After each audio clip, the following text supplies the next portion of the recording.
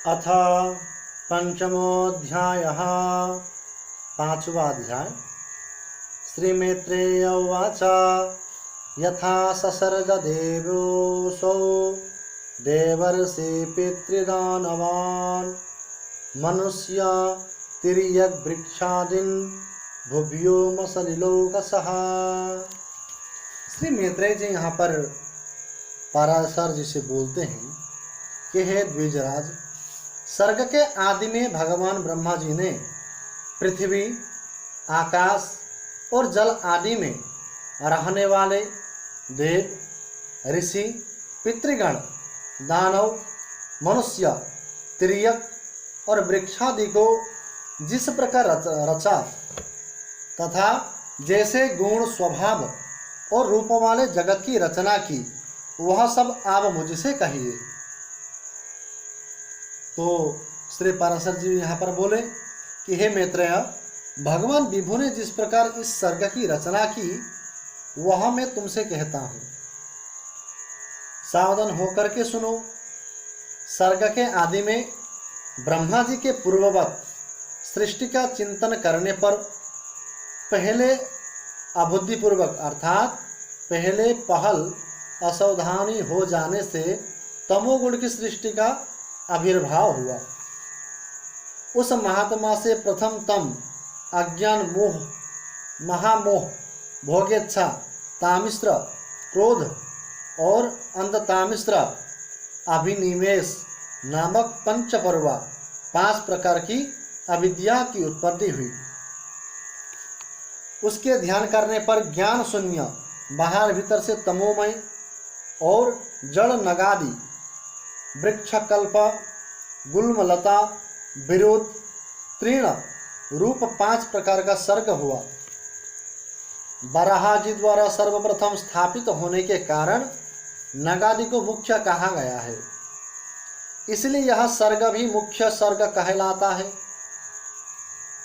उस सृष्टि को पुरुषार्थ की असाधिका देखकर उन्होंने फिर अन्य सर्ग के लिए ध्यान किया तो तिर्यक स्त्रोत सृष्टि उत्पन्न हुई।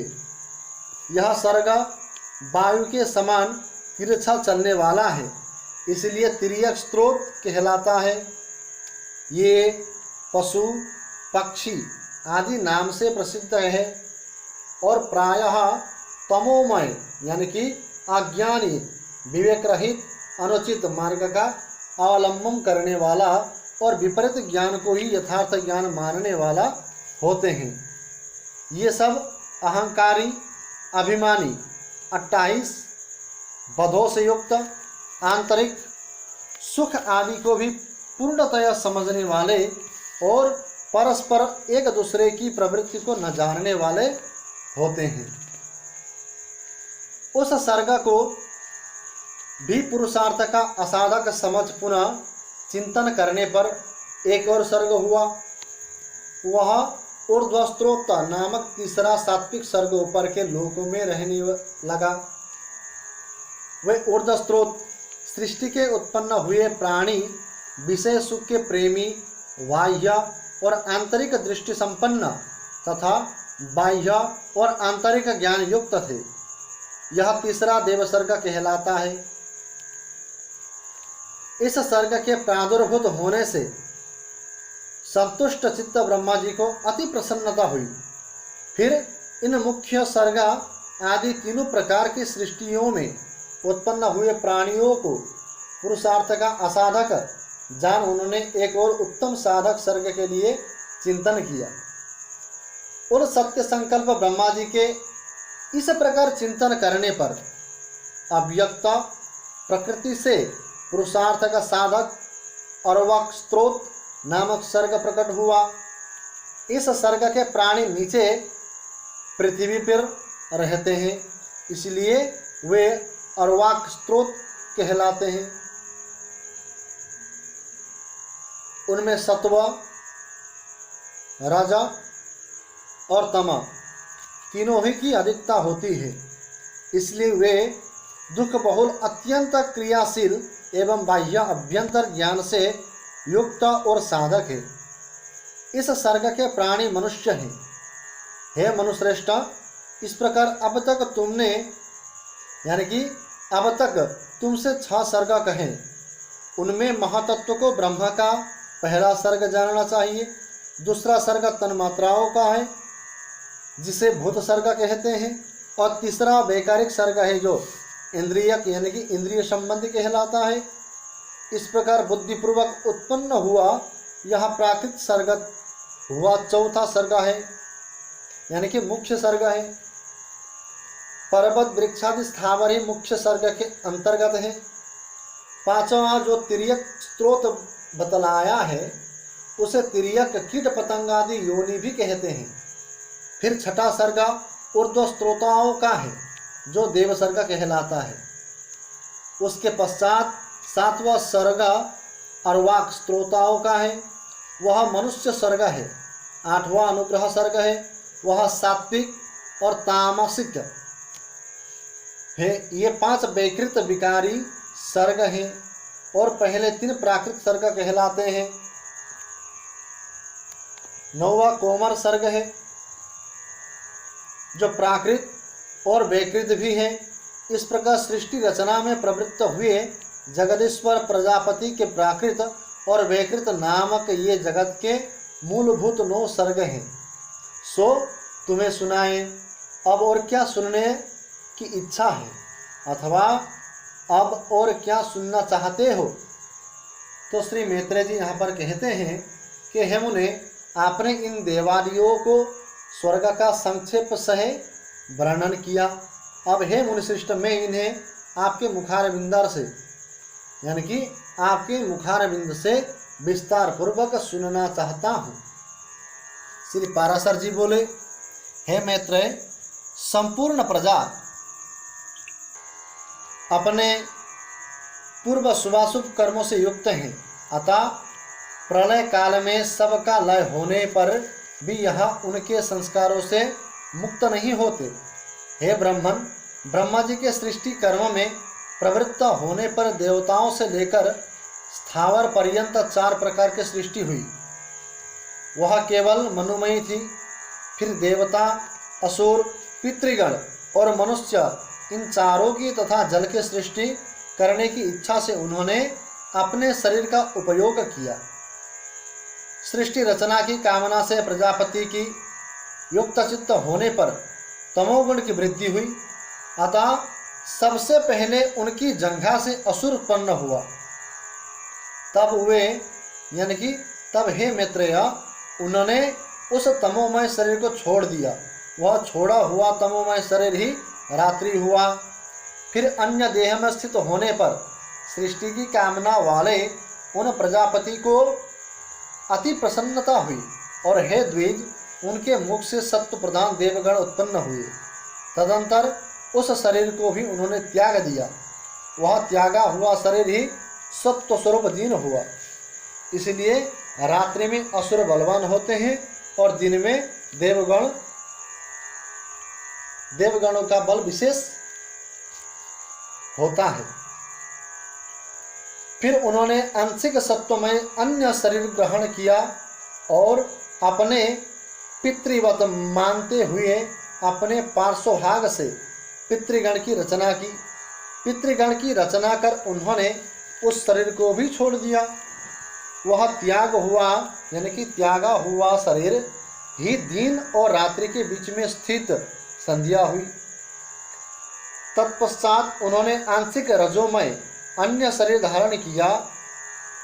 हे द्विज श्रेष्ठ, उससे रज प्रधान मनुष्य उत्पन्न हुए। फिर शीघ्र ही प्रजापति ने उस शरीर को भी त्याग दिया। वही ज्योत्सना हुआ जिसे पूर्व संध्या अर्थात प्रातः काल कहते हैं। इसलिए हे मैत्रेय, प्रातः काल होने पर मनुष्य और सायंकाल के समय पितर बलवान होते हैं। इस प्रकार रात्रि, दिन, प्रातः काल, सायंकाल ये चारों प्रभु ब्रह्मा जी के ही शरीर हैं और तीनों गुणों के आश्रय हैं। फिर ब्रह्मा जी ने एक और रजो मात्रात्मक शरीर धारण किया।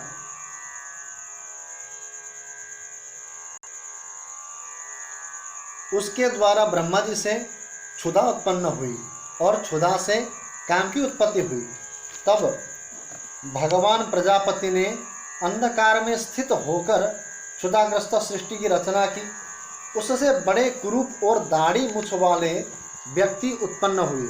वे स्वयं ब्रह्मा जी की और ही उन्हें भक्षण करने के लिए दौड़े। उनमें से जिन्होंने यह कहा कि ऐसा मत करो, उनकी रक्षा करो, वे राक्षस कहलाए, और जिन्होंने कहा हम खाएंगे, खाने की वासना होने से यक्ष कहे गए। उनकी इस अनिष्ट प्रवृत्ति को देखकर ब्रह्मा जी के केश सिर से गिर गए हैं और फिर पुनः उनके मस्तक पर आरूढ़ हुए। इस प्रकार ऊपर चढ़ने के कारण वे सर्प कहलाए और नीचे गिरने के कारण आही कहे गए। तदंतर जगत रचयिता ब्रह्मा जी ने क्रोधित होकर क्रोधयुक्त प्राणियों की रचना की। वे कपिश कालापन लिए हुए पीले वर्ण के अति उग्र स्वभाव वाले तथा मांसाहारी हुए। फिर गान करते समय उनके शरीर से तुरंत ही गंधर्व उत्पन्न हुए। हे द्विज, वे वाणी का उच्चारण करते अर्थात बोलते हुए उत्पन्न हुए थे, इसलिए गंधर्व कहलाए। इन सब की रचना करके भगवान ब्रह्मा जी ने पक्षियों को उनके पूर्व कर्मों से प्रेरित होकर स्वच्छंदा पूर्वक अपनी आयु से रचा। तदंतर अपने वक्षस्थल से भेड़, मुख से बकरी, उदर और पार्श्व भाग से गौ, पैरों से घोड़े, हाथी, गधे, बनगाय, मृग, ऊंट, खच्चर और न्यूक आदि पशुओं की रचना की। उनके रोमों से फल मूल रूप औषधियाँ उत्पन्न हुई। हे द्विजोत्तम, कल्प के आरंभ में ही ब्रह्मा जी ने पशु और औषधि आदि का रचना करके फिर त्रेता युग के आरंभ में उन्हें यज्ञादि कर्मों में सम्मिलित किया। गौ, बकरी, पुरुष, भेड़, घोड़े, खच्चर और गधे ये सब गांवों में रहने वाले पशु हैं। जंगली पशु ये है स्वपद, व्याघ्र आदि 2 खुर वाले, बनगाय, हाथी, बंदर और 5वें पक्षी, 6ठे जल की जीव तथा 7वें सरीसृप आदि। फिर अपने प्रथम पूर्व मुख से ब्रह्मा जी ने गायत्री, ऋक, ऋवृत, सोम, रथंतर और अग्निहोष्टम यज्ञों को निर्मित किया। दक्षिण मुख से यजु, त्रिष्टुप छंद, पंचदस्तोम, बृहत्साम तथा उक्त की रचना की। पश्चिम मुख से साम, जगति, छंद, सप्त, दशस्तोम, वैरूप और अतिरात्र को उत्पन्न किया।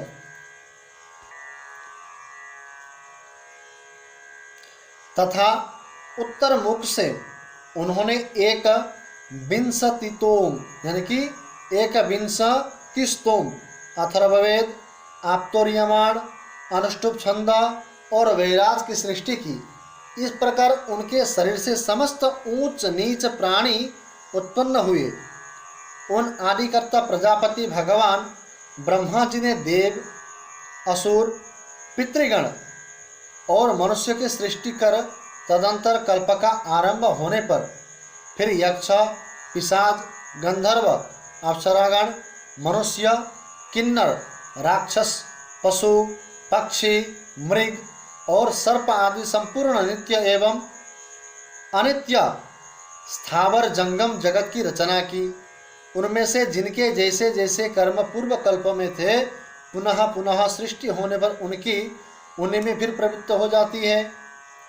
उस समय हिंसा, अहिंसा, मृदुता, कठोरता, धर्म, अधर्म, सत्य, मिथ्या ये सब अपनी पूर्व भावना के अनुसार उन्हें प्राप्त हो जाते हैं। इससे ये उन्हें अच्छे लगने लगते हैं। इस प्रकार प्रभु विधाता ने ही स्वयं इंद्रियों के विषयभूत और शरीर आदि में विभिन्नता और व्यवहार को उत्पन्न किया। उन्होंने कल्प के आरंभ में देवता आदि प्राणियों के वेदानुसार नाम और रूप तथा कार्य विभाग को निश्चित किया। ऋषियों तथा अन्य प्राणियों के भी वेदानुकूल नाम और यथायोग्य कर्मों को उन्होंने निर्दिष्ट किया। जिस प्रकार भिन्न भिन्न ऋतुओं में पुनः पुनः आने पर उनके चिन्ह और नाम रूप आदि पूर्ववत रहते हैं, उसी प्रकार युगादियों में भी उनके पूर्व भाव ही देखे जाते हैं। सृष्टि शक्ति, सृष्टि रचना की इच्छा रूप शक्ति से युक्त हुए ब्रह्मा जी सृज्य शक्ति सृष्टि के प्रारब्ध की प्रेरणा से कल्प के आरंभ में बारंबार इसी प्रकार सृष्टि की रचना किया करते हैं।